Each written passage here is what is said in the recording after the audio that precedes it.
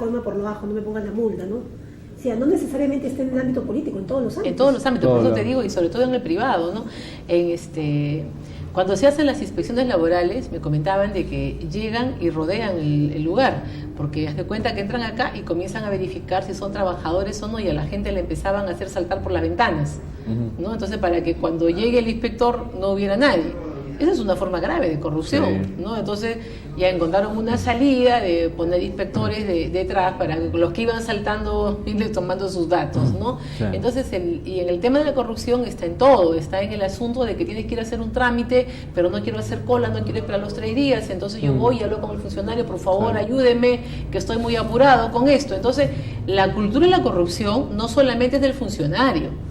La cultura de la corrupción es también del ciudadano que corrompe, que corrompe, sí, que no quiere hacer los trámites, que no quiere cumplir con las normas, que no quiere hacer su cola, que no quiere esperar, sí, ¿no? Entonces ahí hay una visión integral, sí, de qué cosa es lo que está ocurriendo. Claro, la punta del iceberg. Por ejemplo, en Estados Unidos la evasión tributaria fiscal se pena con cárcel.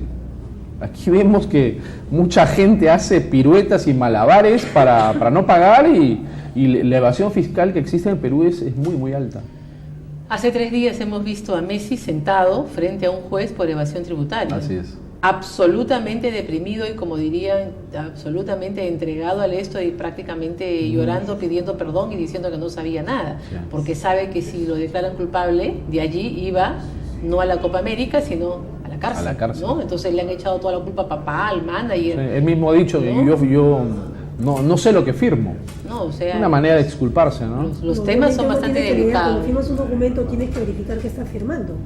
Cierto. Tú no puedes firmar algo que no sabes, ¿no? Una manera de exculparse, pues ya pidió perdón también, ¿no? Y por ejemplo, en el tema económico, la gente quiere más trabajo, aumentos de sueldo. Se ha prometido tantas cosas, pero esto va a ser a un largo plazo. ¿Usted qué piensa, doctora? Porque ya la crisis mundial ya llegó. Bueno, en campaña se ha prometido de todo. El empleo no lo genera el gobierno, salvo que genere un empleo público de proyectos sociales, que son ese empleo sin calidad, ese empleo que no reúne estándares. El empleo lo genera el sector privado. El empleo lo genera la persona que pone una empresa, o, como te digo, puede haber una inversión pública que acarree muchas actividades económicas de carácter colaterales, pero para que se ejecute una inversión pública hay que licitarla, hay que sacarla. Estamos hablando de varios meses antes de que se haga efectiva la contratación de alguien, pero normalmente el empleo la genera la actividad privada. Así es, la inversión pública, sí. Pero ¿cómo pretendemos que haya más inversión privada en el Perú cuando vimos un índice de inseguridad que yo creo que muchos empresarios, yo he conversado, tengo amigos empresarios, a veces los mismos peruanos no quieren invertir o no quieren hacer público porque tienen miedo? Creo que ahora nadie saldría y diría, tengo tal negocio, quiero generar más empleo porque ya los marcas te están mirando y te están persiguiendo, ¿no? Bueno, sí, yo he visto en el plan de gobierno de Pedro Pablo Kuczynski, inclusive el mismo candidato ha dicho de que piensa implementar unos nuevos ministerios, ¿no? El Banco de Fomento para la minería informal y también un ministerio de apoyo a las regiones. Entonces la gran pregunta es, yo no sé si se pretende generar empleo de esa manera, porque eso va definitivamente a generarle un gasto pues al contribuyente, ¿no? ¿Dónde van a los impuestos? ¿Usted cree, doctora, que los impuestos se puede sacar para aumentar a los profesores, a los policías? Pero si solamente estamos pagando impuestos el 30% de la población, por Dios, o sea, es como que en su casa viven 10 personas y solo 3 trabajan. Y ustedes 3 tienen que darle casa, comida, educación, zapatos, diversión, todos los otros 7. No alcanza. Y se incrementa. Y estos 7 le dicen, pero yo ahora necesito, ya no quiero zapato clase A, sino quiero zapato clase G, quiero comer mejor porque ya el mundo está creciendo, tú también ahora ganas más, o sea, tú has subido en tu trabajo, antes ganabas 1, ahora ganas como 3, entonces me tienes que dar más. Entonces, esa es la economía gubernamental, llevándola a un ejemplo simple. O sea, los 3, en vez de crecer y mejorar ellos, pagarse otros estudios, comprarse una casa, tienen que darle, como se dice, de comer a todos otros 7. ¿Cómo lo vas a hacer? Es imposible, ¿no? Que estirar, pero... Cuando tú al mismo tiempo quieres, o sea, mejorar tus estándares y acá tienes este bolsón, ¿no? Entonces son esas las cosas en las que se va a tener que trabajar y con esto se genera pues un estado elefantiásico, un estado obeso, la creación de nuevos ministerios que solamente afectan al contribuyente a través de más impuestos. Se comentaron que había muchos ministerios y realmente muchos ministerios están ahí, pero no han ayudado en nada. Tenemos un ministerio de la cultura, del medio ambiente, Ministerio de la Mujer. Por ejemplo, yo conversaba con varios amigos actores de teatro muy reconocidos y me dicen, nosotros no tenemos apoyo del gobierno, tenemos que trabajar todos los días para alquilar nuestras salas, muchas veces no se llenan, pero igual tenemos que pagar el espacio. Entonces, ¿para qué está el Ministerio de la Cultura? Me decían. El Ministerio de la Cultura tiene otro tipo de roles, ¿no? También en algunos países hacen programas de contratación de artistas, músicos, para facilitar, ¿no? Pero el Ministerio de la Cultura tiene otro rol, o sea, somos un país que tiene un gran patrimonio arqueológico, ¿no? Somos un gran país que tiene más de 22 naciones que están integradas dentro del territorio nacional, entonces ellos tienen grandes roles de diseño de políticas, de repente mucho más generales y más amplias, para luego ir bajando hacia las otras políticas mucho más menudas, como la de los actores que pueden conocer la experiencia mexicana, que los municipios contratan por año a los artistas, con lo cual ellos tienen ya un fondo garantizado, o como en Argentina se vino haciendo que también se promovían las obras, ¿no? Pero en el Perú el Ministerio de Cultura hace algunas promociones, pero muy concretas, pero su rol es más que nada, en primer lugar, están levantando el inventario nacional de bienes, la regulación de cómo van a funcionar todos estos grandes centros arqueológicos, la recuperación de piezas, y en el plano de interculturalidad ellos tienen el registro de comunidades andinas, de comunidades indígenas, ¿no? Sí. Tienen a su cargo el manejo de la interculturalidad, o sea, tienen funciones muy macro, de repente, que no se sienten en el día a día, ¿no? Claro, eso es por el lado de la cultura, eso está perfecto, pero esos señores también sienten que no hay apoyo, ellos pertenecen, son actores, crean cultura, y dicen, no tenemos el apoyo, ¿qué hacemos? Porque si analizamos... Pero esa queja es la misma que tú vas a encontrar en todo lado, ¿no? Claro, o sea, un joven que dice, yo también quiero poner un negocio, pero no tengo el apoyo del gobierno, ¿no? Hay gente que dice, yo quiero estudiar, bueno, ahora hay beca 18 y beca Presidente de la República, que puedes acceder si reúne los requisitos, ¿no? Entonces, en líneas generales, tú lo que vas a escuchar siempre es mucho de algunos sectores el reclamo de que el gobierno los asista, pero el gobierno está solamente para intentar a proteger a aquellos sectores que no tienen la capacidad de, que es lo que se llama los grupos vulnerables, ¿no? Y el Estado pues no va a darse pues abastecimiento pues para todos los temas tan importantes pues que muchas veces no son demandados por la gente. Hay más de 20 conflictos sociales que aún no se han resuelto. En el Perú hay más de 1000 conflictos sociales, la conflictividad minera, social, es decir, es un gran problema, ¿no? Pero en el tema del adelgazamiento del Estado es algo fundamental que no se ha tratado. No se trata tampoco de generar más ministerios para la solución de los grandes problemas, sino más bien adelgazar al Estado para que nosotros tengamos como contribuyentes menos impuestos y tengamos más dinero y la rueda de la economía pueda continuar, ¿no? ¿Usted qué piensa? Mira, en el tema, mire, de crear más ministerios o no, eso lo tendrán que decidir en función a lo que quieran ejecutar, ¿no? Pero lo que tienes tú que tener en cada ministerio es un ministro que lidere. Tú tienes que tener equipos que funcionen, equipos que realmente sean operativos. Si es grande o más pequeño, eso dependerá del ámbito en el que tú quieras ejercer tus competencias, ¿no? Pero hay un tema que no va a poder eludir el próximo gobierno, que es la reforma del sector público. El Tribunal Constitucional ha sacado 2 sentencias hace muy poco tiempo en el que te dice de que en la ley Servir tienen que incorporarse entidades que no habían sido comprendidas, lo cual te va a llevar necesariamente a tener una regulación absolutamente novedosa. Y luego también te ha dado otra sentencia en la que te ha dicho de que los contratos CAS, que son los administrativos de servicios, tampoco pueden seguir funcionando. Entonces el Estado tiene en la actualidad contratado a más del 60% de su fuerza laboral de esta manera, entre comillas, legal pero irregular, porque son contratos con beneficios muy reducidos. Entonces, ante el seguimiento que el tribunal va a hacer y que ya anunció que va a hacer un seguimiento de cumplimiento, van a tener que tomar medidas de reforma muy pronto, ¿no? Las grandes reformas nacionales que el Perú exige, ¿no? Bueno, ojalá se cumpla, pues, doctora, porque a veces también es un saludo a la bandera. Mira qué pasó con el gobierno del señor Ollanta, prometió tantas cosas. El gas a 12 soles. A 12 soles, el gas cuesta 12 soles, no cuesta 12 soles. Y hay familias que consumen hasta 3 balones por mes, ¿no? Porque es una familia numerosa. El precio internacional del petróleo en este último tiempo bajó a su nivel mínimo, digamos. Y el presidente Humala pues ni siquiera ha podido colaborar, coadyuvar o cooperar para que el precio de la gasolina, por lo menos en el Perú, baje algo, ¿no? Debido a los intereses, a las mafias. Entonces hay promesas electorales que nunca se han cumplido, que están incluso en los planes de gobierno, están en los planes de gobierno, y esperemos pues que el presidente o presidenta elegida democráticamente el día de hoy pues simplemente cumpla las cosas va a tener que una tarea bien amplia. Mire, ha prometido, ¿no? Va a tener una tarea de reconstrucción. El gobierno del señor Humala y su esposa, como se autodenomina la denominada pareja presidencial, que yo no sé en qué categoría constitucional ingresa, y que yo sé, pero es una república. Ellos han tenido un mal gobierno en términos políticos, ¿no? De repente en algunos asuntos sociales hay unas cosas que se pueden encontrar bastante interesantes, pero en términos políticos han sido nefastos, porque ellos han traído al centro de la mesa política el ataque, la puya personal, el no respetar las normas, y eso daña, porque cuando tú rompes principios, estos se quiebran por siempre. El presidente con sus ministros han roto descaradamente la neutralidad electoral, han roto descaradamente una serie de principios y de respetos a lo largo de estos 5 años de gobierno. Con la primera, la primera ha sido la esposa inmiscuida en los actos de gobierno. Que yo sepa, nadie, los que votaron por el señor Humala votaron por él, ¿no? Entonces yo creo de que ha habido esta afectación al proceso constitucional, que eso es lo que va a tener que restablecerse en primer lugar, una cuestión de respeto y de funcionamiento de las organizaciones, ¿no? Porque hemos tenido un país que se ha manejado de una manera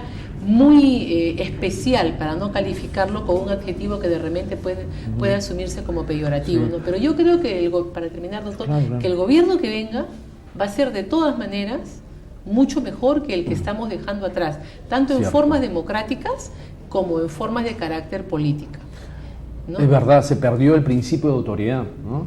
Esta pareja presidencial pues ha roto pues toda norma constitucional. Fue un gobierno nefasto, confirmo lo manifestado por la doctora, un gobierno muy mediocre, eso del piloto automático. Las reformas que él prometió no se efectuaron, salvo algunos resquicios en el tema social, Jaliwarma, la beca 18, pero en general las grandes reformas estructurales que él prometió como una esperanza cuando fue electo a presidencia, nunca las cumplió. Nunca las cumplió, y muy por el contrario, yo creo que defraudó las grandes esperanzas nacionales. Bueno, esperemos que quien salga elegido no nos defraude, pues, ¿no? Y sea para bien, y sea algo positivo, que el país siga desarrollándose, se resuelvan los conflictos que vivimos actualmente. Doctora, vamos a ir a una breve pausa comercial y vamos a regresar comentando cómo va a ser la conformación del nuevo Congreso. Regresamos.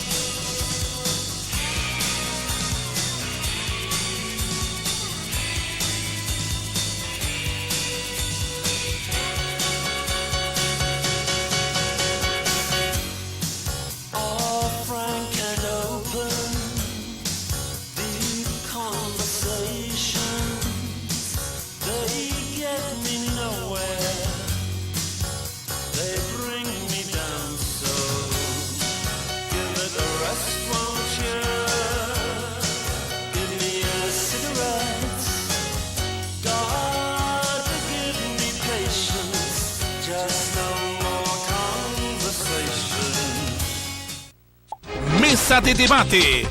Donde quiera que estés, vive la noticia nacional e internacional. Entrevistas, debates, informes. Mesa de debate. Pluralidad y actualidad. Domingo, 11 de la mañana. Lunes, 10 de la noche. Mesa de debate. Descable, el cable para todos. Orgullosamente peruano. Te ofrece más de 90 canales a tu disposición. Canales deportivos, musicales, culturales, dibujos, series, películas. Estamos por el norte hasta Ancón, por el sur hasta Pucusana. No pierdas tiempo. Afíliate ya. Ves Cable, la mejor señal en cable. El cable para todos. Amigo abonado, paga tu mensualidad de la manera más simple y económica a través de Banco de Crédito BCP. Lo puedes hacer también en el Interbank, o si no también en el Banco Continental BBVA. Y por supuesto en agentes autorizados. Y si tú quieres para mayor facilidad, a través del Internet. Vez Cable, piensa en ti.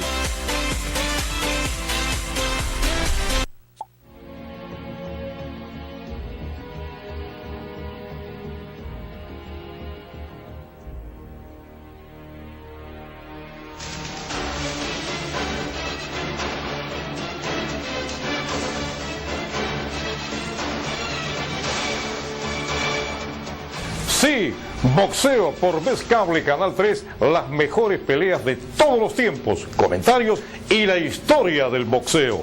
Todo esto aquí en Locao.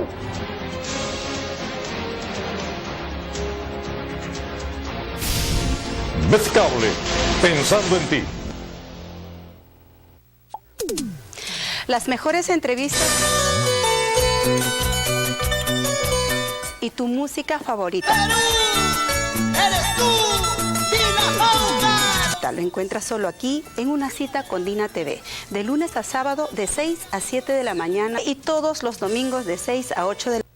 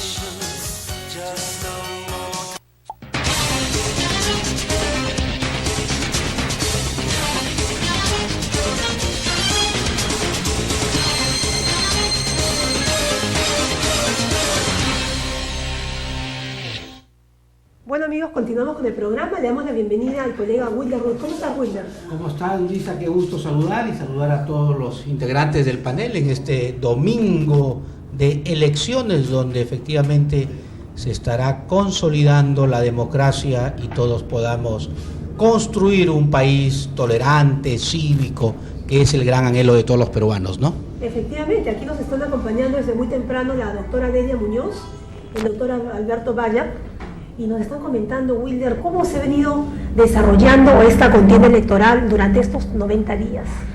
Sí, sobre todo, antes de eso, solamente rescatar que mientras se venía de San Miguel a San Juan del Lurigancho, sede de nuestro local en Vez Cable Televisión, he visto una tranquilidad, he visto eso sí pocas personas caminando, no ha sido el entusiasmo y la alegría de otras elecciones. Espero que con el transcurso de la mañana pueda la gente ir a votar, sobre todo ir a votar temprano, ¿no? Hay un orden sobre todo. Claro, es domingo y de repente la gente está haciendo frío ya, no quiere salir tan temprano, ¿no? Aparte ahora, la mayoría de personas van a votar cerca a sus domicilios. Esa es una gran ventaja. Una gran ventaja, ya no tienes que trasladarte de un lugar a otro, hacer colas. Pero no hay novedades de alguna irregularidad, las mesas se están instalando, hay efectivamente un civismo. Creo que esa continuidad de los procesos democráticos de los últimos 20 años nos ha ido formando esa conciencia cívica. Ahora, respecto a la primera pregunta y a la primera inquietud que hacías, claro, este es un proceso que no se ha caracterizado por una casi normalidad, es decir, en la primera vuelta, hasta el último día, el Jurado Nacional de Elecciones sacaba algunas resoluciones que impedían efectivamente a saber quiénes al final podían tener una posibilidad de elecciones, porque hasta el final se estuvieron tachando candidaturas, algunas candidaturas todavía estaban en el limbo, que no sabían si las ratificaban o no, incluso faltando 24 horas sacaron esta resolución donde decían que todo partido que sacaba más de 5% ya pasaba la valla, cuando se decía que la valla era 6, efectivamente. Pero bueno, eso ya ha pasado, estamos ya en el 5 de junio para ir a este proceso electoral que todos esperamos continúe con la tranquilidad y el civismo esperado. Sí, Willy, justamente quedó la pregunta pendiente. Estábamos comentando acá con la doctora Muñoz y con el doctor Alberto Bayán, ¿cómo va a ser la conformación del próximo Congreso? Porque gane o no gane la señora Keiko, va a tener mayoría con 73 curules, seguida de Verónica Mendoza y seguida de Pedro Pablo Kuczynski, ¿no? La agrupación. Doctor Bayán. Gracias, Wilder. Soy muy escéptico a la luz de los resultados que hemos podido apreciar en un informe de transparencia respecto de la conformación del futuro Congreso de la República. De los 130 congresistas electos para este nuevo Congreso, 95, Yulisa, son nuevos. De los 95, solamente 50 tienen título profesional y de esos 50, 43 son abogados. Luego hay 10 congresistas electos que tienen estudios incompletos, 4 secundaria y 1 que tiene secundaria incompleta. Hay 31 mujeres en la conformación del nuevo Congreso. Entonces, ¿qué va a suceder? De los 130 congresistas, vuelvo a reiterar, hay 95 que son nuevos. Entonces van a ellos definitivamente que ingresar en un proceso de inducción a una etapa de estudio, digamos, de capacitación, de aprendizaje, para luego darse un poco lo que significa realmente un congreso a través de una hermenéutica parlamentaria, aprender un poco cómo es la legislación, cómo es la dación de leyes, vigilar, supervigilar procesos. Entonces el peso del próximo Parlamento, la plataforma del próximo Parlamento va a recaer en 35 personas que ya tienen una gran experiencia, no solamente congresal, sino como alcaldes, como regidores y tal vez como gobernadores regionales. Lo que usted dice no sería contraproducente, es como que tú ingresas recién a la universidad y tienes 5 años para prepararte, pero en este caso estamos hablando de más o menos 90 parlamentarios que van a ejercer la función de congresistas representando a sus diferentes distritos o provincias y van a aprender recién. O de repente tendrán que contratar asesores que los estén preparando constantemente. ¿Usted qué piensa, doctora? La curva de aprendizaje siempre existe en todo tipo de tareas. O sea, uno puede conocer todo en teoría, pero otro es cuando comienza la práctica. Y yo le hago aquí una reflexión, porque hay muchas personas que dicen que no debería haber reelección congresal. ¿Se imaginan si tuviéramos los 130 nuevos? ¿Qué sería? O sea, mire, es simple. Desde que usted... Un ejemplo absolutamente doméstico. Usted se compra una refrigeradora nueva y hasta que la aprenda a usar pasa un tiempo. Sí. Usted se muda de casa y hasta que aprenda a saber dónde queda en el nuevo barrio, dónde compra el pan, la aguja, el hilo. Es igual en el Congreso, son personas que ingresan que no conocen cómo funciona, cómo opera, las pautas, cómo es que se trabaja, ¿no? Entonces, felizmente que hay 35 que van a servir de soporte. Ahora, yo creo de que con una mayoría tan grande y con un cuestionamiento tan fuerte hacia Fuerza Popular, van a tener que ser muy cuidadosos y van a tener que estar obligados a concertar y a buscar la forma de negociar cada una de las medidas que se pretendan realizar. Yo creo de que la ciudadanía está muy vigilante de todo lo que ocurre y todo lo que pasa. Con las comunicaciones, con la transmisión en vivo de lo que ocurre en el Pleno, en las redes, la gente está informada al instante y hemos visto cómo se reaccionan cuando hay situaciones que a los ciudadanos no nos gustan, ¿no? Entonces yo creo de que vamos a tener un fuerte control ciudadano que además es necesario y una pequeña posibilidad de apoyo en el Congreso de otros colegas de los nuevos. ¿Tú qué piensas, Wilda? Mira, efectivamente, el Congreso hay mucha gente nueva y las razones son muchas. Una de ellas es que el comportamiento individual de determinados congresistas ha llevado a desprestigiar a toda la clase política. Es decir, los robacables, el mataperro, el limpiacamisas, la limpiapiés, etcétera, etcétera. Todas estas individualidades ha llevado justamente a desprestigiar a toda la clase política. En segundo lugar, que los partidos políticos no se han preocupado de ir formando unas canteras de políticos. Y además, yo sí creo que el Congreso de la República tiene que ser una especie de culminación de parte de tu vida política, es decir, hay que ser regidor distrital, hay que ser regidor metropolitano, los mejores de los regidores metropolitanos o capitales de provincias deberían de postular al Congreso, etcétera. Y el otro tema es el voto preferencial, que ha terminado, creo yo, depredando a la política. En todo caso, como decía Pepe Barba, cuando uno va donde un dentista, no le dice, a ver dentista, tú compadre, ¿cuándo saliste de la universidad? Yo salí la semana pasada, yo tengo 5 años ejerciendo, ya, yo me voy a atender con el que acaba de salir de la universidad. O cuando uno está en un avión, uno no le dice al piloto, a ver, ¿tú cuándo saliste de tu escuela de piloto? Yo salí ayer. No, yo tengo 1000 horas de vuelo. Entonces uno se va a volar con el que tiene 1000 horas de vuelo. O sea, con el que tiene experiencia. Con el que tiene experiencia. Entonces, pero Wilder, su ejemplo es buenísimo, porque para que usted pueda volar un determinado tipo de avión tiene que haber volado antes ciertos miles y cientos de horas. O sea, usted no puede llegar a volar un jet Boeing 747 si es que no tiene 5000 horas de vuelo.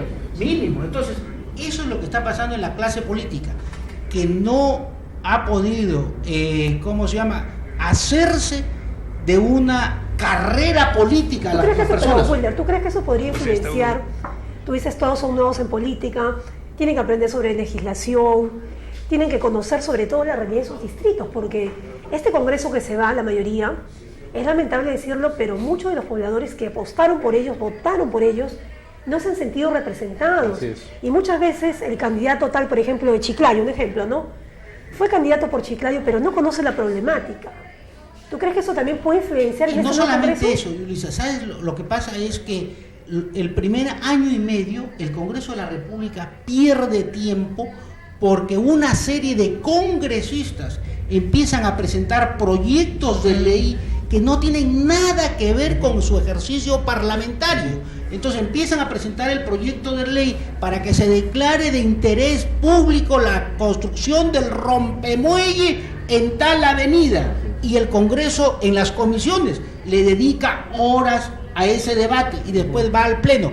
Y ya casi en el segundo año los nuevos congresistas se van dando cuenta qué tipo de proyectos de ley deben ser presentados, debatidos y aprobados. Y para eso ya pasaron 2 años, 2 años y medio. Y cuando pasan 3 años ya estamos de nuevo en una nueva campaña electoral. Entonces ese es uno de los déficits que tiene el Congreso de la República y la política peruana. Lo que está diciendo Wilder, que va a haber muchos déficits en esta nueva legislación, porque hay gente nueva, pues, sí, ¿no? Claro, por y hay gente que de repente no aprende todo, doctora, o sea, no todos tienen la capacidad de repente para empaparse del tema y aprender todo. El embajador Juan Belit una vez nos contó en una clase de Derecho Constitucional que estaban debatiendo en el Congreso de la República temas absolutamente interesantes de trascendencia nacional, y se le ocurre a un parlamentario X presentar una moción, ¿ya? Una moción del día para saludar a su esposa por el día de su cumpleaños. Entonces, todas estas cosas que se dan, pues evidentemente en el hemiciclo, van a tener pues que tener una gran reforma estructural. O como dice de repente Wilder, ¿usted qué piensa, doctora? Presentar proyectos pero realmente que sean interesantes y en bien de la comunidad del país, ¿no? Por ejemplo, un congresista X presentó una iniciativa para ponerle nombre al cielo. O sea, ¿no le parece, doctora? Mire, yo soy una abogada antileyes. Y en el Perú tenemos ya demasiadas leyes. Más bien, a mí me va a gustar el congresista que empiece a sacar del sistema todas las que ya no sirven. Con las que tenemos, con que las cumplan, aunque sea la mitad, estaría contenta. Sí. Pero ya leyes, por favor, ya no más, salvo la de presupuesto, la de ejecución, ¿no? Pero en los campos en los que yo conozco, que es el laboral, que es otro de acá, tenemos leyes, además, tan perfectas, tan lindas, tan bonitas, que ahí están, ya no las toquen, por favor, ejecútenlas, por Dios, hagan una tarea de fiscalización, de vigilancia, donde sintamos de que el país avance. Ahora, ¿qué cosa es lo que ha ocurrido con las leyes? Yo que veo el fenómeno del conflicto, hemos generado una ley que es de una categoría excelente, bonita, estándares internacionales, pero es para una realidad completamente diferente. Y yo uso el ejemplo, ¿no? Es como que a mí me regalen un vestido Armani que cuesta $7,000. Me traen de regalo y me dicen, para tu cumpleaños, el vestido Armani te lo tienes que poner. Está diseñado para una mujer de 1,70 m, que pese 45 kilos, ¿no? Y yo soy 60, 90 revienta, con 1,60 m. Entonces, ¿yo qué cosa puedo hacer con ese vestido el día de mi cumpleaños? Lo puedo poner a la entrada con un modelo para que todo el mundo lo mire. Claro. Eso hemos hecho con la ley.